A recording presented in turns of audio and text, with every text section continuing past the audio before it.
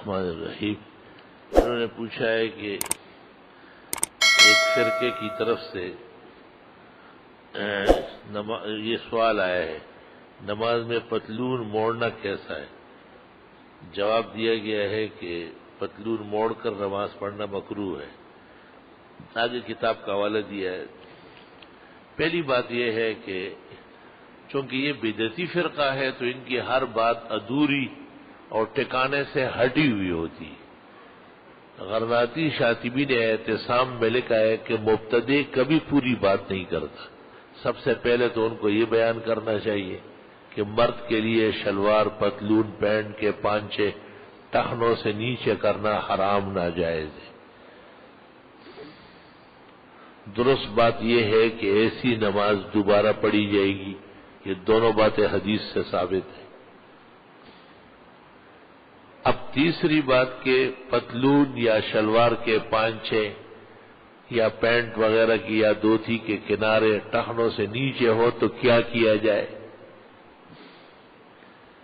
تو دو صورتیں، ایک یہ کہ اوپر سے موڑ لیا جائے اور دوسرا یہ کہ نیچے سے پانچے لپیٹے جائے۔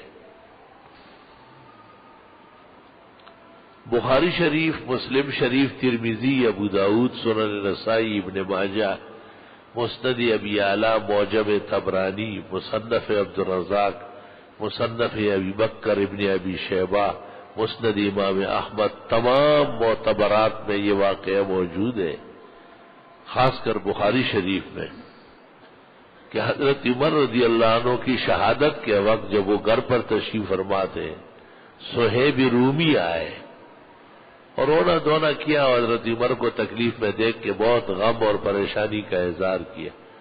جب وہ مڑنے لگے تو آپ نے دیکھا کہ ان کے پانچے ٹخنوں سے نیچے ہیں۔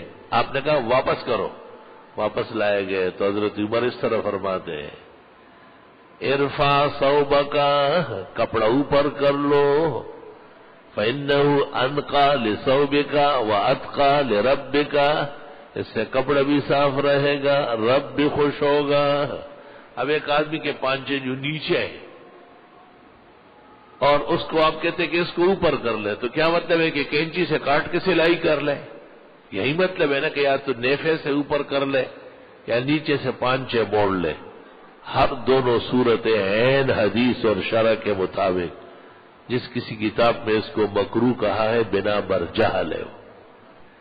اگر کوئی شخص جماعت میں پہلی صف میں ہو اور اس کا وضو ٹوٹ جائے تو وہ کس طرح پیچھے جائے؟ وہ جس طرح وضو توڑ سکتا ہے اس طرح آرام سے کھسک جائے۔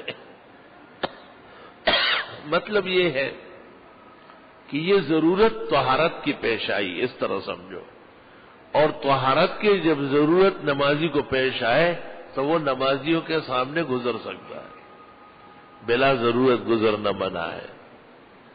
دوسری بات یہ ہے کہ ایک شخص جب وضو کے لیے جا رہا ہے، اس کے لیے جو صورت سہولت کی ہے جس میں کم سے کم لوگوں کو پار کر سکے یہ بہتر ہوگا۔ تیسری بات یہ ہے کہ وہ ناک پہ ہاتھ رکھے تاکہ لوگ سمجھے کہ اس کی ناک پھوٹی ہے اور اس کی طرف شرم اور عیب منسوب نہ ہو جائے۔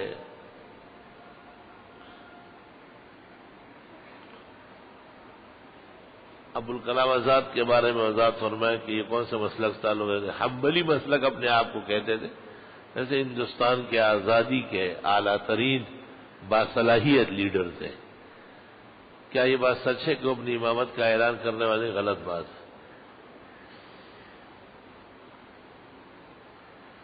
یہ سب مولانا یوسف بنڈور نے اپنی کتاب میں لکھا ہے، جامعہ اسلامیہ ریٹون کے درجہ ثانویہ کے نصاب میں شامل ہے۔ اس کتاب مجھے معلوم نہیں، یہ تو مجھے پتا ہے کہ ایاک نعبد و ایاک نستعین کی تفسیر میں ان سے غلطی ہوئی ہے اور انہوں نے ایک بات لکھی ہے جو بہت نامناسب بات ہے، اور اس پر حضرت بنوری نے یتیمۃ البیان میں گرفت کی کہ یہ بات ٹھیک نہیں ہے۔ غلطی علماء دین سے ہو جاتی ہے، انبیاء تو نہیں ہے، نہ وحی سے لکھتے ہیں، اور چونکہ آزاد مولانا تھے اس واسطے کبھی کبھی ایسی حرکتیں ہوتی ہوگی.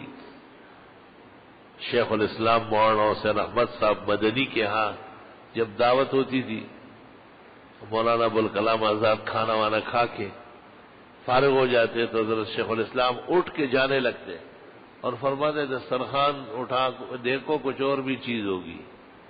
دسترخوان اٹھا کے او ہو مولانا حسین احمد مدنی دارالعلوم دیوبند کے صدر مدرس شیخ الاسلام کے ہاں سگریٹ اور ماچس ہے. تو حضرت فرماتے تھے کیا کروں، مہمان آپ ہے اور آپ سگریٹ کے بغیر کھانا نہیں کھاتے. اتنا تو ان کا حضرت مدنی لحاظ فرماتے تھے. اللہ اکبر.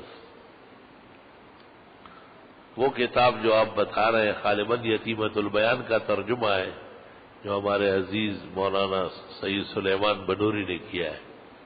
وہ مجھے ملی نہیں ہے، دیکھ لیں گے، لیکن یتیمۃ البیان اصل کتاب میں حضرت الشیخ محدث العالم حضرت بنوری نے گرفت کی ہے. گھر میں دو لوگ ایک ہی بات کے لیے استخارہ نکال سکتے ہو. شابت، دو لوگ، بھٹو صاحب کی اردو. ان کے جلسوں میں ایک لوگ بھی نہیں تھا، ہمارے جلسے میں بہت لوگ تھے. استخارہ کئی لوگ کر سکتے، ہر مومن استخارہ کرے.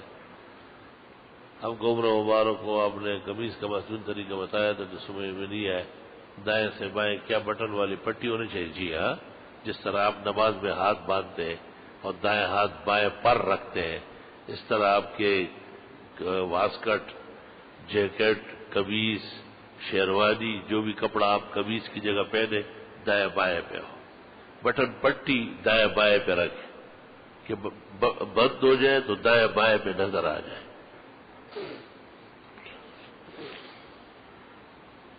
اگر وضو ضائع ہونے سے کوئی شخص پہلی صف سے نکل جائے تو اس جگہ کو خالی رکھا جائے تاکہ وضو نہیں دوسرا آدمی آگے بڑھے، یا کسی شخص کو پہلی صف سے آگے بڑھ کر، ہاں یہ طریقہ سنت ہے.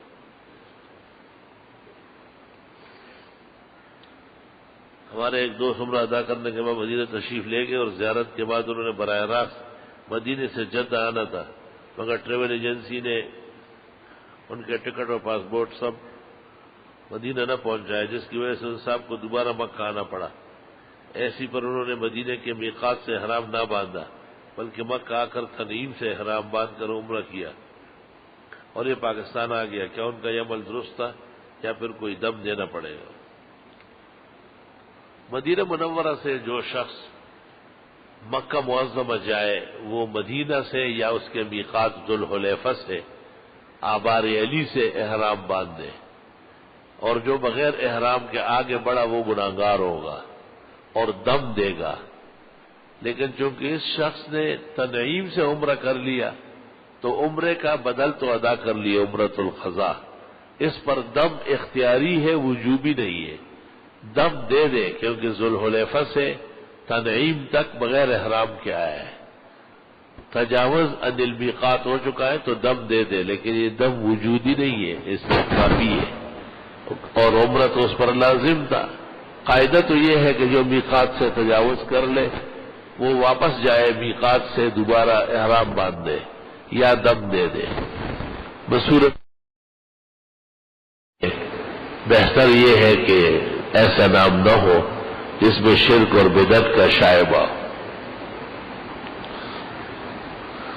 عطر لگانے کا سنت طریقہ کیا؟ عطر عمدہ ہونا چاہیے، تبلیغی عطر نہیں ہونا چاہیے، اور بہتر یہ ہے کہ سینے پر اور بغلوں میں لگا لے بچا ہوا، اور آخر میں ویسے ہی ہاتھ داڑھی اور چہرے پہ پھیر دے اور سر پہ.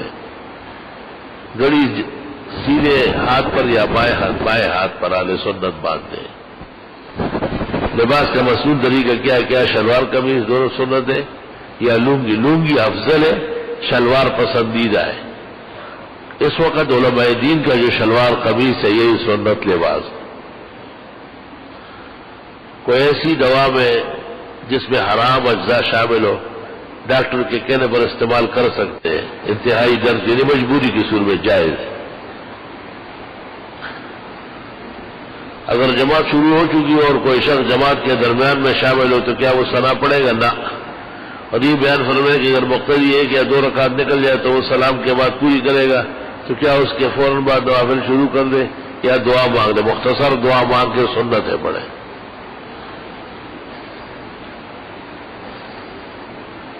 ہم دعا کا طلبگار ہے۔ ہمارا بڑا لڑکا عزت اللہ کو 6 مہینے ہوا ہے، کوئی گولی لگی، ان کے لیے دعا فرمائے اللہ انہیں صحت و زندگی دے۔ دوسرا یہ کہ اب مالی حالات میں بہت قرضہ ہے، بہت زیادہ استغفار پڑھے اور صبح و شام 10 مرتبہ اللہم انی اعوذ بک من الہم والحزن ونعوذ بک من العجز والکسل ونعوذ بک من الجبن والبخل ونعوذ بک من غلبۃ الدین وقہر الرجال۔ خوب پڑھے یہ صبح و شام، صبح و شام، اٹھتے بیٹھتے آتے جاتے۔ استغفر اللہ ربی، استغفر اللہ ربی، غم ید سود استغفار کر، غم با امر خالق مدکار کر۔ مولانا روم کہتے جتنے صدمے اور تکلیفیں آتی ہے اس کے دور کرنے کا طریقہ استغفار ہے، کیونکہ غم خدا تعالیٰ کے حکم سے آتا ہے، اور اللہ فرماتے کہ استغفار والے کو میں غمگین نہیں ہونے دوں گا۔ اتنے بڑا وظیفہ جو اللہ خود دے چکے ہیں اور آپ عمل نہیں کرتے تو افسوس ہے بہت۔ میرا نوجوان بھائی محمد مکی جو وکالت کی اعلیٰ ترین ڈگری کے حصول کے دوران لندن میں وفات پا گئے، حضرت آپ سے محمد مکی اور اس کی والدہ کے حق میں آمین۔ اللہ مرحوم کی مغفرت فرمائے اور ان کی والدہ اور سب کو اس بڑے سانحہ پر صبر و اجر دے۔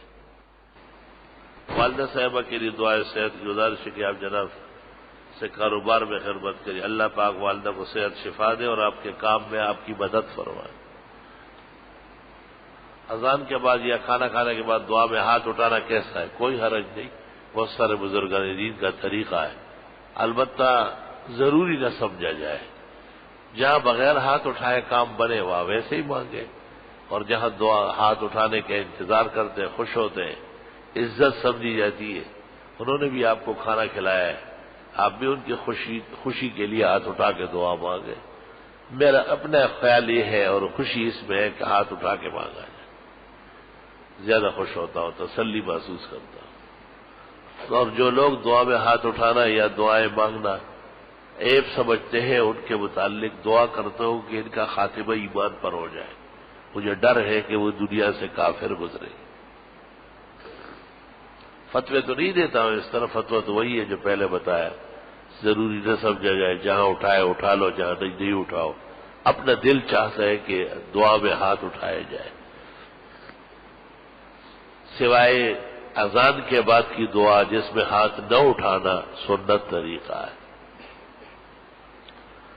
یا خطبے کے دوران جو دعائیں ہیں وہ دل میں مانگی جاتی ہے، الفاظ سے نہیں اور ہاتھ اٹھا کر نہیں، یا مسجد میں داخل ہوتے وقت یا جاتے وقت، یا گھر داخل ہوتے وقت جاتے وقت، یا بیوی سے ملتے وقت یا فارغ ہوتے وقت، یا کپڑا بدلتے وقت، کپڑا اتارتے وقت، ان تمام اوقات میں جو دعائیں ہیں وہ ذکر کے قبیل سے ہیں، ان میں ہاتھ اٹھانا منع ہے۔